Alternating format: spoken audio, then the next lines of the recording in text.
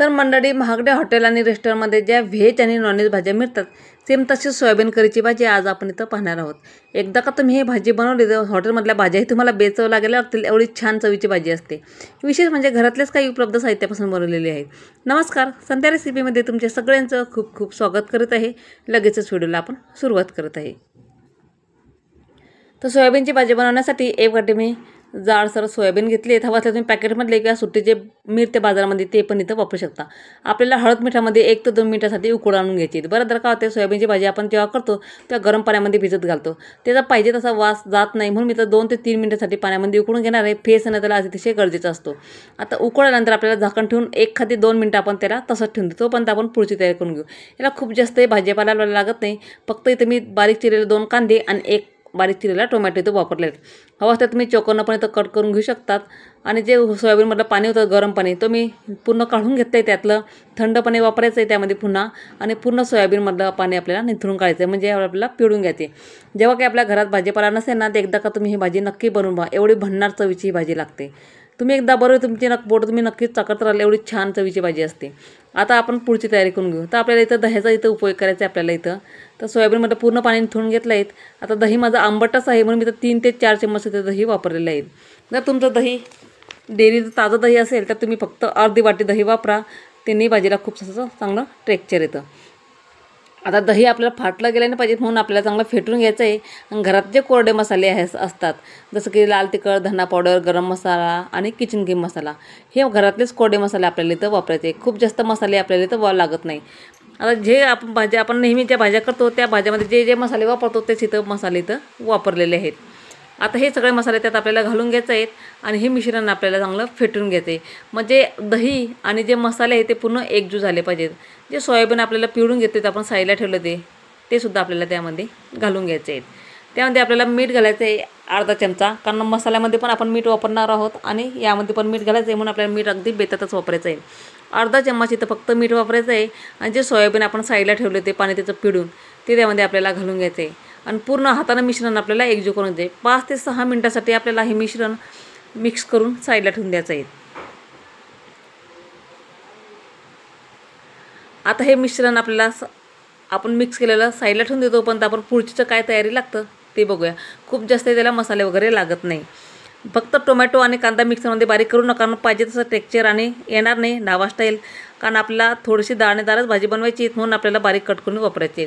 तर मसाल्यासाठी हिरवी मिरची, आलं लसूण, कोथिंबीर आणि मगज टरबूज आणि काजू घेतलेले आहेत. गरम पाण्यात भिजत घातले होते.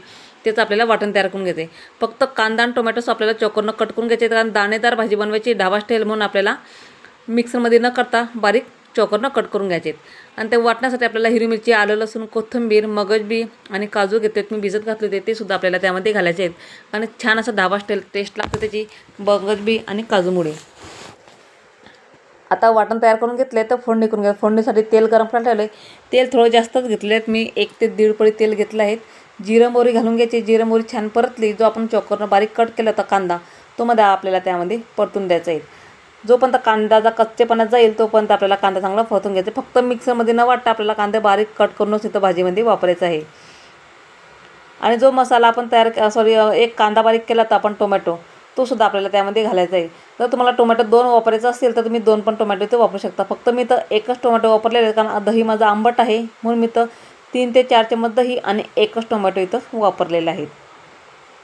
ज्यात ते आपण वाटण तयार केलं होतं मगज काजू, अद्रक, आलं लसूण, कोथिंबीर, त्याचं वाटण आपल्याला त्यामध्ये घालून घ्यायचं आहे.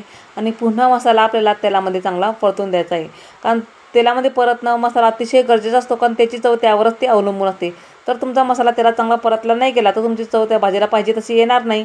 म्हणून आपल्याला तेलामध्ये चांगले 5 ते 6 मिनिटापर्यंत आपल्याला तेलात मिडियम गॅसवर त्याला होऊ द्यायचा आहे मसाला. आता ज्या आपण मसाले तयार घातले होते कोरडे मसाले या दह्यामध्ये, ते मसालेच आपल्याला या मिश्रणाला फोडणीमध्ये घालून घ्यायचे आहेत. 1 चमचा लाल तिखट घ्यायचे, धना पावडर, गरम मसाला, किचन किंग मसाला, हे सगळे जे मसाले आपण दह्याच्या मिश्रणामध्ये घातले होते तेच मसाले आपल्याला यामध्ये वापरायचे. तर तुम्हाला खूप जास्त स्पायसी जर करायचं असेल तर तुम्ही तिखटाचं प्रमाण अजूनही वापरू शकतात, जर तुम्हाला आवडत असेल तर. आता पूर्ण मिश्रण मसाला चांगला एकजीव करून घ्यायचा आहे. आणि त्यात जो आपण सोयाबीन आपण साईडला ठेवलं होतं दह्यामध्ये मिक्स करून, ते आपल्याला चांगलं त्यामध्ये घालून घ्यायचं आहे. आता पूर्ण सोयाबीनला दही मिक्स झालेलं आहे आणि मसाले पण त्यात ॲड झाले चांगले. आता हे जे मसाल्यामध्येच आपल्याला हे सोयाबीनच्या वड्या त्यात घालून घ्यायचं आहे आणि पुन्हा मसाला आपल्याला 1-2 मिनटं चांगलं परतून द्यायचं आहे. आता ढाबा स्टाईल भाजी बनवणार आहोत. खूप जास्त पातळ करी करू नका, त्याची दाटसरच करी असते म्हणून आपल्याला पाणी थोडंसंच घालायचं आहे. खूप जास्त पाणी घालू नका, अगदी थोडंसं. म्हणजे ग्रेव्हीची भाजी बनवणार आहे, खूप जास्त पातळ करायची नाही आपल्याला. म्हणून मी तर मसाल्यात जेवढं पाणी होतं वाटणामध्ये तेवढं पाणी घातलं आहे आणि थोडंसं त्यामध्ये ॲड करून घेणार आहेत. त्यात हवं असतं तुम्ही कस्तुरी मेथी घाला. तुम्ही जर तुम्हाला आवडत असेल तर, मला कस्तुरी मेथी खूप आवडतं म्हणून मी तर कस्तुरी मेथीची थोडी वापरली. त्यांनी आपल्या भाजीला चवही चांगली लागते. भाजीला चांगली उकड आली, भाजी अजून चांगली टेस्टी बनव म्हणून आपण त्याला तडका करून देणार आहोत. आता बघू शकता त्याची ग्रेव्ही अशी दाटसरच झाली. त्याची वरतून 1 चमचा इथं गरम मसाला घालतात, त्याने आपल्या भाजीला चव चांगली लागते. आता वरतून मस्त छान असं बारीक चिरलेली कोथिंबीर घालून घ्यायची आणि पुन्हा 1 ते 2 मिनटं चांगला उकळ द्यायची. आता मस्त भाजी आपली उकळत चालली आहे आणि चांगला दाटसरपणाही चांगला आला. जशी ढाबा स्टाईल मिळते तशीच आपली भाजी तर तयार झाली. अजून चांगलं टेस्ट येण्यासाठी मी तडका करून घेणार आहे. तर बटर घेतलेत मी, बटर आणि त्यात थोडंसं आपल्याला तेलाचा इथं उपयोग करायचा आहे. तेल अगदी आपल्याला थोडंच घालायचं आहे आणि बटर म्हणजे बटर आपल्याला जळणार नाही.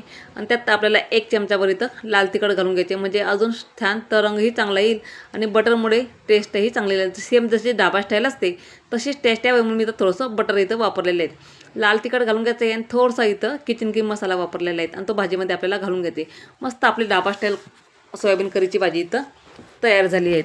जशी ढाब्यावर मिळते सेम तशीच. एकदा का तुम्ही घरी बनवली नक्कीच तुम्ही बोटं चाकत राहा. हॉटेलमधल्या भाज्या तुम्हाला बेचव लागतील एवढी छान आणि भन्नाट चवीची भाजी आपली इथं तयार झाली. तर आजचा व्हिडिओ तुम्हाला माझा कसा वाटला मला तर नक्की कमेंट करून सांगा. व्हिडिओ आवडला असेल तर 1 लाईक नक्की करा. चला तर भेटूया पुढच्या नवीन व्हिडिओमध्ये एका नवीन रेसिपीजमध्ये. तोपर्यंत नमस्कार सगळ्यांना.